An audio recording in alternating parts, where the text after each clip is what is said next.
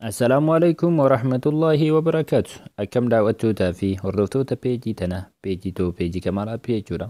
Akkam nagaa qabdu ani nagaa kooti galata rabbi. Isiniifis nagaa fi fayyaa bakkuma jirtanitti isiniif hawwa yaa ilmaan Oromoota.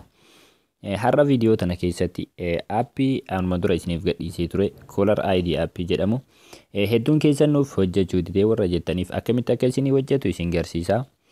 Aappiin kun yeroo namoonni nuti bilbila keenya keessatti galmeeffannee jirru nuuf bilbilan viidiyoo yookiin manzuumaa nuti barbaanne irra yoo kaa'anne yeroo namni sun nuuf bilbile manzuumaa yookiin sirba nuti irra kaa'anne san taphachaa akka nu waamuuf aappii nu gargaartudha. Kanaaf aappii tana akkuma beekamu Play Store keessa seenneeti viidiyoo Caller ID jennee erga barreeffannee booda gadi buufannaa jechuudha.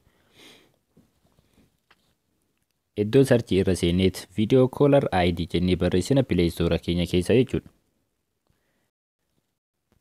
Sana booda haala kanaan nuuf dhufa. Isa jalqaba irratti argamu kana daawunlood godhannaa jechuudha bilbila keenya irratti gadi.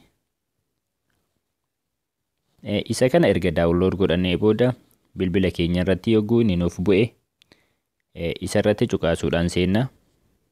Haala kana fakkaataa jechuudha aappiin kun viidiyoo Caller ID jedhama. Kanaaf isa irratti cuqaasna. Kana booda gara gadiitti gad dhufuudhaan mallattoo ida'uu tana irratti cuqaasna. Sana booda maqaan namoota nuti galmee bilbila qabnu keessa jiran hunduyyuu asirratti nuuf dhufaa jechuudha.